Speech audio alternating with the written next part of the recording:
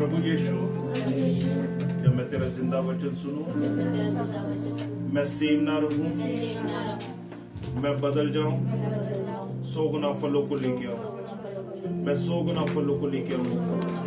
मेरे यीशु, तूने बोला है वचन में, स्वर्गीय धन इकट्ठा करो। ये धन नहीं जो धरती पर है, जिसे कीड़ा काई लग जाते हैं, तूने बोला स्वर्गीय धन इकट्ठा करो।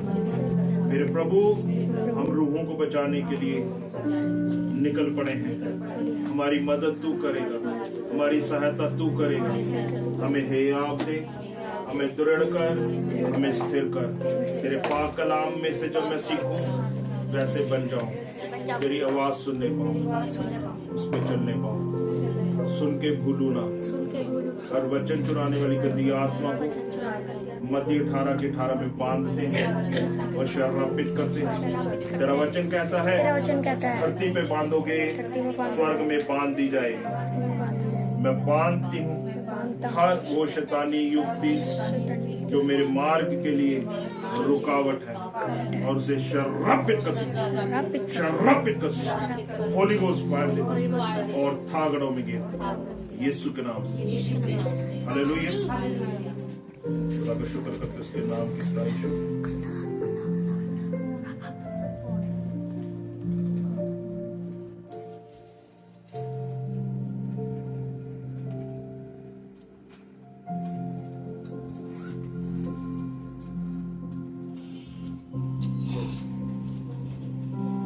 हालेलुया। खुदा का शुक्र करते हैं उसके नाम की स्तुति हो। निकाले पहला शब्द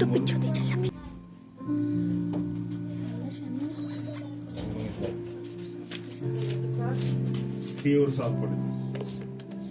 जब वे आए तब उसने एलियाब पर दृष्टि करके सोचा, नीचे ये जो यहोवा के सामने वही अपना भक्ति होगा। परंतु यहोवा ने शमूएल से कहा, ना तो उसके रूप पर दृष्टि कर और ना उसके कद की ऊंचाई पर, क्योंकि मैंने उसे अयोग्य जाना है, क्योंकि यहोवा का देखना मनुष्य का सा नहीं है। मनुष्य तो बाहर का रूप देखता है, परंतु यहोवा की दृष्टि मन पर रहती है। हालेलुया। खुदा का शुक्र करते उसके नाम की स्तुति हो। हालेलुया। परमेश्वर का देखना कैसा है? मनुष्य जैसा नहीं। आपको मनुष्य कई बार बाहर से देखते हुए नकार जाता है, आपको निंदाएं सहनी पड़ती है, आप अपनी तरफ से कई बार अपने आप को योग्य समझते हैं, पर परमेश्वर की दृष्टि में कई बार अयोग्य गिने जाते हैं। परमेश्वर का वचन कहता है, तू अगर मन में दीन है, तेरा मन मुझे पसंद है, तो तू योग्य है।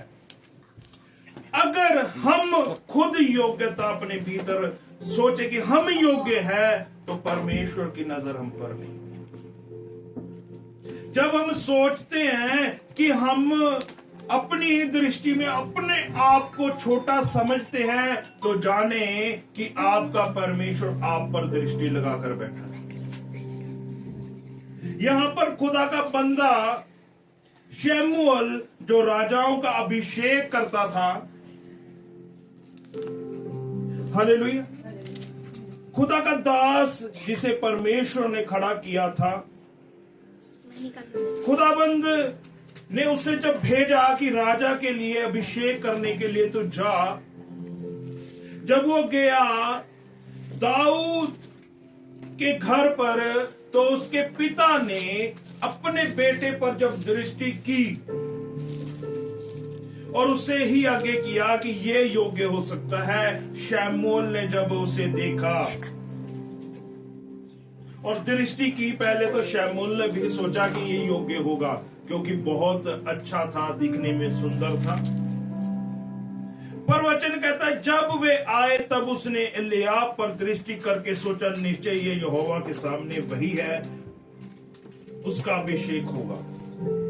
पर जब वो करने लगा तो परमेश्वर का वचन ये बात को कहता है, परंतु यहोवा ने शमूएल से कहा, ना तो उसके रूप पर दृष्टि करके और ना उसके कद की ऊंचाई पर, क्योंकि मैंने उसे योग्य जाना है, क्योंकि यहोवा का देखना मनुष्य का सा नहीं है।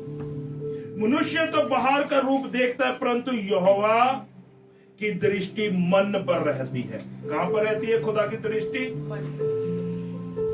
बाइबल कहती है मन को कौन सा रोग लगा है? असाध्य। बाइबल कहती है मन को कौन सा रोग लगा है? असाध्य, जिसका इलाज नहीं हो सकता। परमेश्वर का बंदा पौलुस कहता है इसे वश में करो।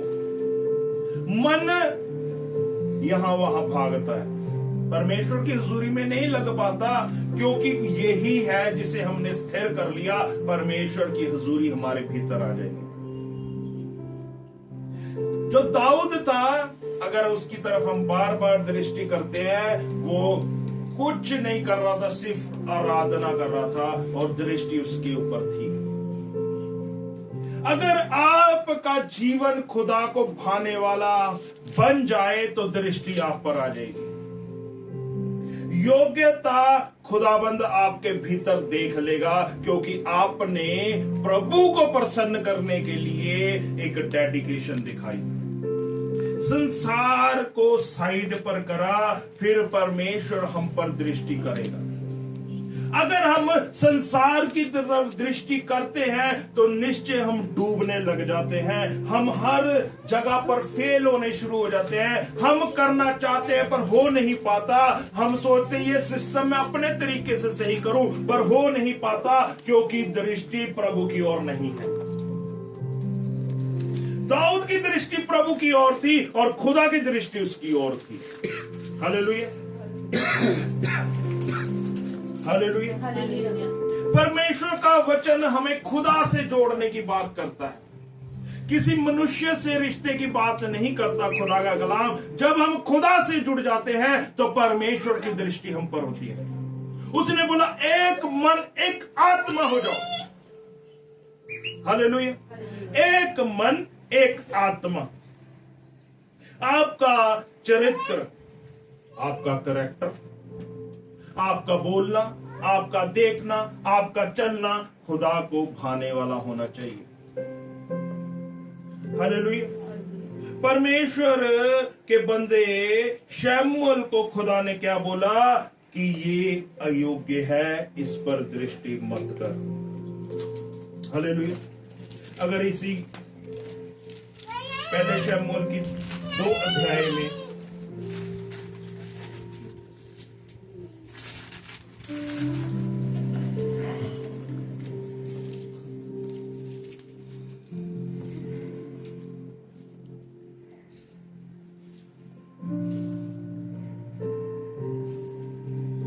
वर्ष पढ़े तो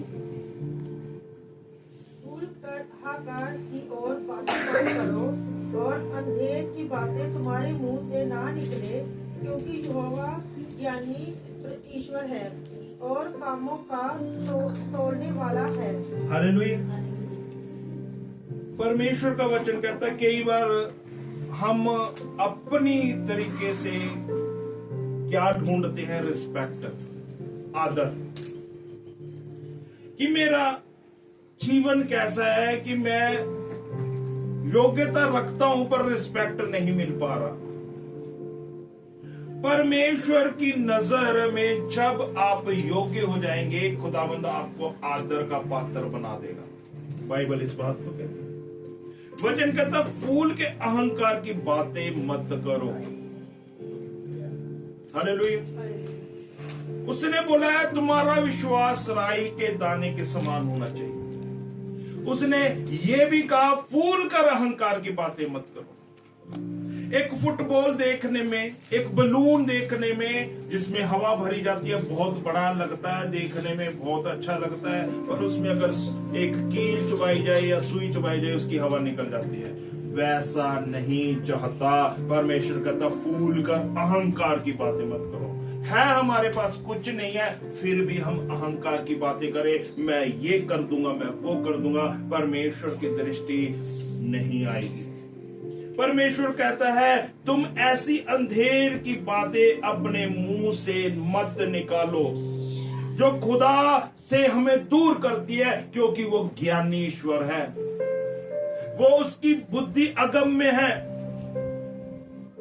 वचन कहता है जो 5 वर्ष जो पेट भरते थे उन्हें रोटी के लिए मजदूरी करनी पड़ी, जो भूखे थे वे फिर ऐसे ना रहे, वरन जो बांझ थी उसकी साथ हुए और अनेक बालकों की माता खुलती जाती है। हालेलुया। वो औरत की चर्चा परमेश्वर का बंदा शमूएल कर रहा है, जिसका वो पुत्र है। हन्ना की बात कर रहा है, अपनी माता की बात कर रहा है, जैसे कहते जिसके कुछ नहीं था, जब तक वो घमंड करती रही उसके औलाद नहीं हुई। अपने आप को वो बड़ी समझती थी, उसके नहीं हो पाई। जैसे ही उसने अपने आप को खुदा के आगे शून्य कर दिया, उसके औलाद हुई, वो भी खुदा का नबी बना। जब हम खुदा की नजर में शून्य होते हैं तो खुदाबंद हमें आदर देता है। हम अपनी तरफ से आदर ना ढूंढें, हम अपने आप को ऊंचा करने की कोशिश ना करें कि मैं सोचूं मेरे को आदर ये दे दे, मुझे ये आदर दे दे, मुझे रिस्पेक्ट चाहिए। परमेश्वर कहता है तू मेरी दृष्टि में अयोग्य है। परमेश्वर कहता है उसको, हन्ना को तब तक औलाद नहीं हुई जब तक उसने अपने मन से खुदा के आगे प्रार्थना नहीं करी। चंगाई हमें छुटकारा नहीं दे सकती, चंगाई हमें बल दे सकती है। चंगाई मिलना बड़ी बात नहीं है, मेन बात है क्या हम उस अनंत जीवन के मार्ग पर चल पड़े। क्या हमने खुदा को भाने वाला अपना जीवन समर्पण के साथ दे दिया? क्या अपने मन को हमने तैयार कर लिया? क्या हम झुकने के लिए तैयार है उसके आगे, प्रतिदिन अपना बोझ उठाने के लिए तैयार है? क्या हम हन्ना के समान ब्लेस किए जाएंगे? क्या हमारा मन खुदा को पसंद आ रहा है? वचन कहता है यहोवा मारता है और जिलाता भी है। हालेलुया। परमेश्वर क्या करता है? मारता और जिलाता भी है। खुदाबंद मारता और जिलाता भी है। परमेश्वर क्यों ऐसा करता है? हालेलुया। कि परमेश्वर के आगे कोई घमंड ना करे। कई बार क्या होता है, अगर मैं सोचूं मैं अपने आप में अपने ऊपर लेके चलता हूं कि मैं अपने आप पे, अपने शरीर पर बहुत घमंड करता था, मैं जिम करता था तो अपने आप में बहुत घमंड करता था। पर एक दिन एक बच्चे के जरिए मेरे कानों में आवाज आई कि इसका कोई फायदा नहीं है जिस शरीर पर आप मन लगा के बैठे। और कुछ समय बाद मैं ऐसा भयंकर बीमार होया, 2.5 साल में परेशान रहा क्योंकि खुदा की बुलाहट थी मेरे जीवन में। मैं अपने शरीर पर मन लगा रहा था, अच्छी एक्सरसाइज कर रहा था, अच्छा खा पी रहा था, पर परमेश्वर की नजर में मैं अयोग्य था उस समय पर। जब हम खुदा को आदर देते हैं फिर हमें आदर देता है। हालेलुया। परमेश्वर कहता है यहोवा मारता और जिलाता भी है। अगर खुदा की ओर से हमें कोई ताड़ना आई है और हम अपने मन से उसको खुदा कबूल नहीं करते, अपने हृदय से उसे खुदा नहीं मान रहे, वो चंगाई डिले की जाएगी। हालेलुया। क्या की जाएगी? डिले। क्योंकि खुदा को अभी तक हमने अपना मन नहीं दिया। जैसे मेरे को 2.5 वर्ष लगे उस बीमारी से बाहर निकलने के लिए। मैं खुदा खुदा कहता रहा, खुदा बन तू मेरा प्रभु, खुदा बन तू मेरा प्रभु। परमेश्वर ने मुझे मारा। क्यों मारा? उसका पर्पस था कि खुदाबंद अपने मार्ग पर चलाना चाहता। कई बार बीमारी बनी रहती है क्योंकि खुदाबंद हमारे मन को चाहता है, ऊपरी रूप नहीं चाह रहा। परमेश्वर हमारा हृदय चाह रहा है कि तू अपना मन खोलकर मुझे प्रभु मान। वचन 7 कहता है यहोवा निर्धन करता है और धनी भी बनाता है, वही नीचा करता है और ऊंचा भी करता है, उसके लिए कोई बात नीचा कर देगा। अगर हमारा मन पसंद आ गया ऊंचा कर देगा। वचन कह रहा है हालेलुया, हालेलुया, हालेलुया। अगर पहला पतरस उसकी 5 और 6 पढ़े एक बार। पहला पतरस